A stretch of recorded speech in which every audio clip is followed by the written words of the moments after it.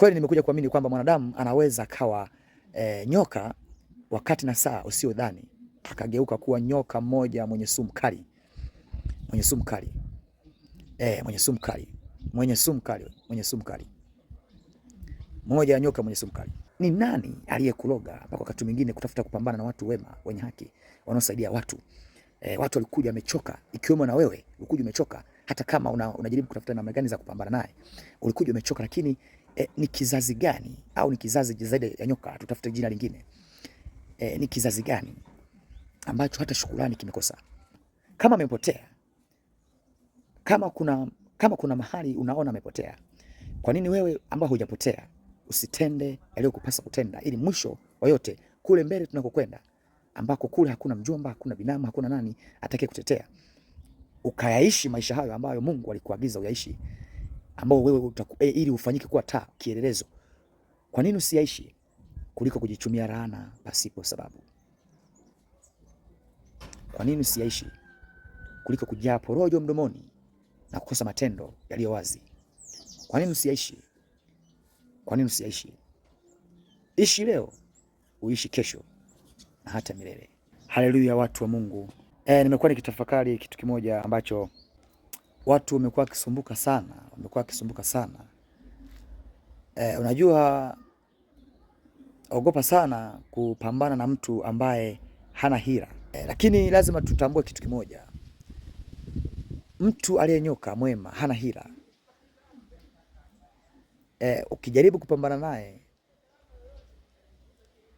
unaweza kuonekana umeshinda, lakini hutashinda milele.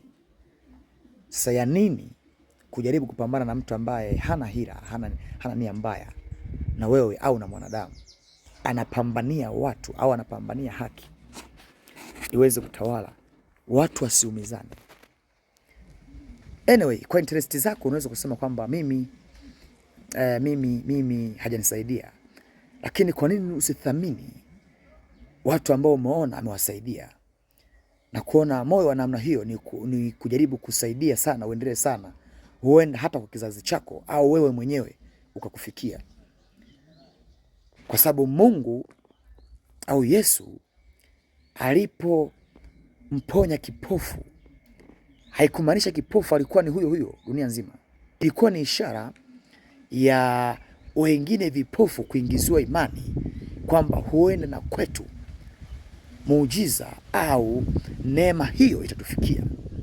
Mfano, kwenye birika, wale watu walikuwa dhaifu, inapotibuliwa wa kwanza naingia anapona. Haikumaanisha kwamba wengine walikuwa hawana uhitaji wa kupona, lakini manake nini? Ilikuwa ni utaratibu kwamba wa kwanza atakaingia, mwenye jitihada, mwenye moyo, mwenye nao kusudi, mwenye namna ya kutafuta kushindania kupata uzima huo, kwa sababu ufalme unashindaniwa. Aliyekuwa akiingia anapata uzima. Sasa ule uzima, alipokuwa akionekana amekuwa mzima, na kwa wengine ilikuwa inawaingizia imani. Kwa nini mtu wa namna hiyo ambao unaona amesaidia wengi na wewe mwenyewe umedhibitisha, kwa nini usitafute kufanya moyo huo uendelee mbele sana? Huenda na kwako ukakufikia, au kwa kizazi chako ukakufikia, hata usipokufikia, lakini wewe ukafurahia namna anavyofanya. Kizazi hiki tusiwe ni kizazi cha nyoka, kama mitume walivyosema kwamba enyi kizazi cha nyoka. Yohana, enyi kizazi cha nyoka, nani aliyewaloga? Nani aliyewaloga? Ni asubuhi, ningependa tafakari hii.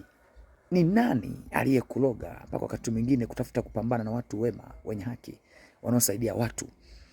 Watu walikuja wamechoka, ikiwemo na wewe ulikuja umechoka, hata kama unajaribu kutafuta namna gani za kupambana naye, ulikuja umechoka. Lakini ni kizazi gani, au ni kizazi zaidi ya nyoka, tutafute jina lingine, ni kizazi gani ambacho hata shukrani kimekosa?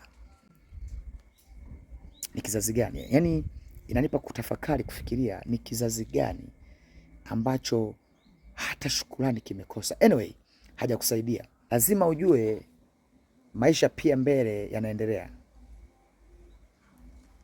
Yanaendelea. Uzuri kwa mbele yanakokwenda hakuna mjomba anaweza kukusemea.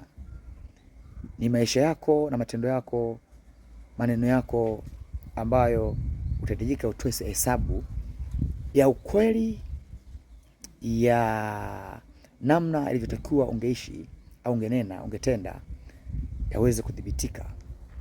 Na baada ya kudhibitika, na imani maandiko yaliyoandikwa kwamba wengine tunaotoka makanisani, tunaotokea makanisani tutaenda pale kwenye kiti cha hukumu na kusema, Mungu, tulitoa pepo, tulihubiri injili ya mtaa kwa mtaa, tulienda masokoni kufanya injili, tulikemea waovu, tulifanya hivi, tulishindana na kina Mbarikiwa ambao walikuwa wanajifanya wameokoka sana, tulishindana na kina Mbarikiwa ambao walikuwa wanajiona ni wema kuliko wengine. Tulifanya mambo mengi. Mungu atasema kwamba ondoka hapa, sikujui. Watu wa jinsi kama wewe, ondoka hapa, sikujui. Mungu, tulitoa mapepo, tulisaidia watu, tulifanya hivi, lakini Mungu atasema ondoka hapa, sikujui. Kwa nini ujitafutie laana pasipo sababu? Kutafuta kupambana na watu ambao hawana hila, ni wema, wanatafuta mapenzi ya Mungu yatimie duniani. Kwa nini utafute kupambana nao na kujitumia laana pasipo sababu? Ni vizuri ukatafuta kama amepotea, kama kuna mahali unaona amepotea. Kwa nini wewe ambao hujapotea usitende yaliyokupasa kutenda, ili mwisho wa yote kule mbele tunakokwenda, ambako kule hakuna mjomba, hakuna binamu, hakuna nani atakaye kutetea, ukayaishi maisha hayo ambayo Mungu alikuagiza uyaishi, ambao wewe ili ufanyike kuwa taa, kielelezo. Kwa nini usiyaishi kuliko kujichumia laana pasipo sababu?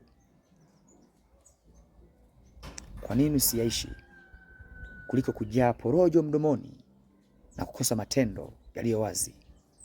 Kwa nini usiyaishi? Kwa nini usiyaishi? Ishi leo, uishi kesho na hata milele. Nikuache na tafakari hii. Amen.